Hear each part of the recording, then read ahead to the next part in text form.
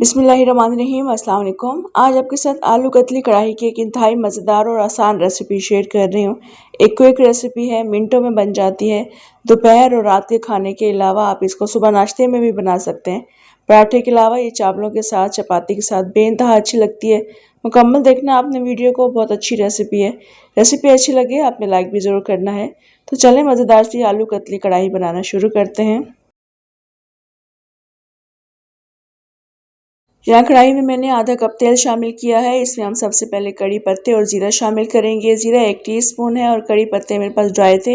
यह भी तकरीबन आप 1 टीस्पून ले लीजिएगा या फिर 8 से 10 कड़ी पत्ते ऐड कर लीजिएगा। आप फ्रेश भी ऐड कर सकते हैं। इसके बाद जब ये चंद सेकंड्स के लिए कुक हो जाता है दोनों चीज़ें, हमने आलू कतली शामिल करनी है। क्वांटिटी आप पर डिपेंड करती है। इसको डालने के बाद हमने अब मिक्स करना है, तकरीबन 2 से 3 मिनट के लिए कुक करेंगे।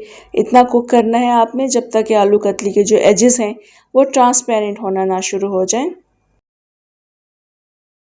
तो यहाँ पर आप देख पा रहे हैं इनके एजेस ट्रांसपेरेंट होना शुरू हो चुके हैं। बस ये प्रोसेस आपने 2 से 3 मिनट के लिए करना है। उसके बाद हमने इसमें कुछ कटी हुई हरी मिर्ची ऐड करनी है, कटे हुए टमाटर ऐड करने हैं। रफली कट किया है मैंने और ये बड़े साइज़ के 3 टमाटर थे, मगर आपने इनको चॉप करके ऐड करना है या फिर आप इसको ग्राइंड भी कर सकते हैं मोटा मोटा। तो बस अभी हमने इन दोनों चीज़ों को आलूओं के साथ अच्छे तरीके से मिक्स करना है। 4-5 मिनट तक हम इसको लगातार ऐसे मिक्स करते रहेंगे। इससे क्या होगा, टमाटर नरम हो जाते हैं, हरी मिर्चों का जायका इसमें आता है और टमाटर खुद ही से इसमें मैश भी होने लगते हैं।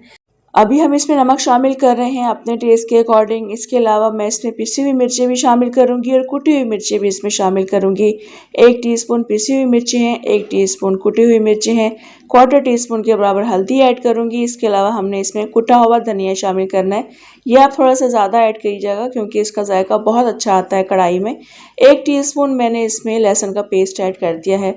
अब स्पाइसेस डालने के बाद हमने इसको कवर नहीं करना है, बस ऐसी हल्की आंच पर हम इनको मिक्स करते रहेंगे। टमाटर मैश हो जाएंगे, बहुत अच्छा मज़ेदार सा हमारा ये मसाला बन जाता है।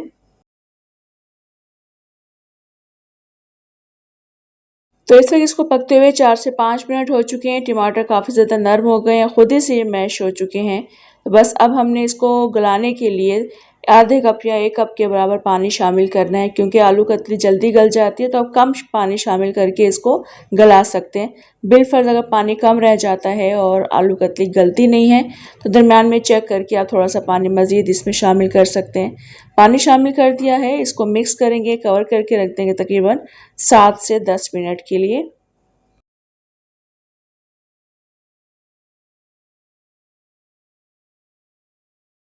इस वक्त बेहतरीन आलू कतली गल चुकी हैं, पानी इसमें बिल्कुल भी नहीं है। मगर अगर आपको थोड़ा सा पानी चाहिए तो इसमें आधे कप के बराबर या 1 कप के बराबर पानी शामिल करके पानी को थोड़ी देर के लिए जोश आप दे सकते हैं।